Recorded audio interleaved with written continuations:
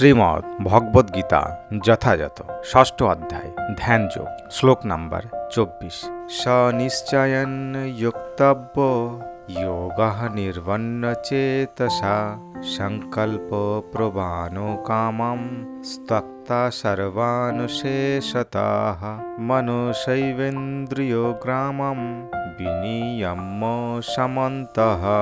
শব্দার্থ স সেই যোগ নিশ্চয়ন অধ্যাবসায় সহকারে যোক্তব্য সাধন করা কর্তব্য যোগ যোগ পদ্ধতি অনির্বণ্য চেতস অবিচলিতভাবে সংকল্প সংকল্প প্রভাববান জাত কামান কামনা ত্বক্তা ত্যাগ করেন সর্বান সমস্ত অশ্বেত পূর্ণরূপে মনসা মনের দ্বারা এব অবশ্যই ইন্দ্রিয় গ্রামম ইন্দ্রিয় সমূহকে বিনিয়ম্য নিয়ন্ত্রিত করেন সমন্তঃ সমস্ত দিক থেকে। অনুবাদ অবিচলিত অধ্যাবসায় ও বিশ্বাস সহকারে এই যোগ অনুশীলন করা উচিত। সংকল্পজাত সমস্ত কামনা সম্পূর্ণরূপে ত্যাগ করে মনের দ্বারা ইন্দ্রিয়গুলিকে সব দিক থেকে নিয়ন্ত্রিত করা কর্তব্য।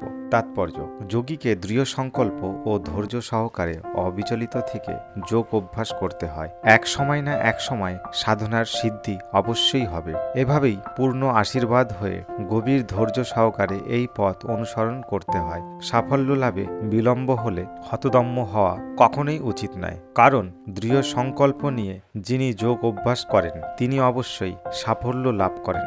ভক্তিযোগ সম্বন্ধে শ্রীল রূপ গোস্বামী বলেছেন, উৎসাহা নিশ্চয়াদৈধাৎ তত্যাৎ কর্ম প্রবর্তনাৎ সংযত্যাগত শতবৃত্ত্যা ষড়বিভক্তি প্রসিদ্ধ্যতি। আন্তরিক উৎসাহ ধৈর্য ও দৃঢ় বিশ্বাস সহকারে ভক্ত সঙ্গে ভক্তির অনুকূল কর্ম করে এবং কেবল সত্ত্বগুণময়ী কর্ম করার ফলে ভক্তি যোগে সাফল্য লাভ করা যায়। উপদেশামৃতের 3য় অধ্যায় থেকে এই শ্লোকটি নেওয়া হয়েছে।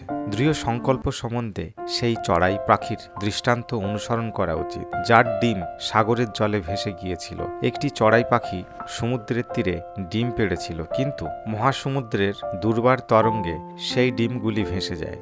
অত্যন্ত মর্মাহত চিত্তে সেই চড়াই পাখি তখন সমুদ্রের কাছে আবেদন করে তার ডিমগুলি ফিরিয়ে দিতে, কিন্তু সমুদ্র তার সেই আবেদন কর্ণপাতই করেননি। তখন সেই চড়াই পাখি সমুদ্রকে শুকিয়ে ফেলার সংকল্প করে তার ছোট্ট ঠোঁটে সমুদ্রের জল তুলতে লাগলো। তার এই অসম্ভব সংকল্পের জন্য সকলেই তাকে পরিহাস করতে লাগলো। একদিন সেই চড়াই পাখির কথা চারিদিকে ছড়িয়ে পড়ল। অবশেষে বিষ্ণুর বাহন পক্ষীরাজ গরুরের কানে সেই কথা পৌঁছালো এবং তার ছোট্ট বোনটির জন্য সহানুভূতিতে তার হৃদয় ভরে উঠল। তিনি সেই ছোট্ট চড়াই পাখিটিকে দেখতে সেই সমুদ্রের তীরে এলেন।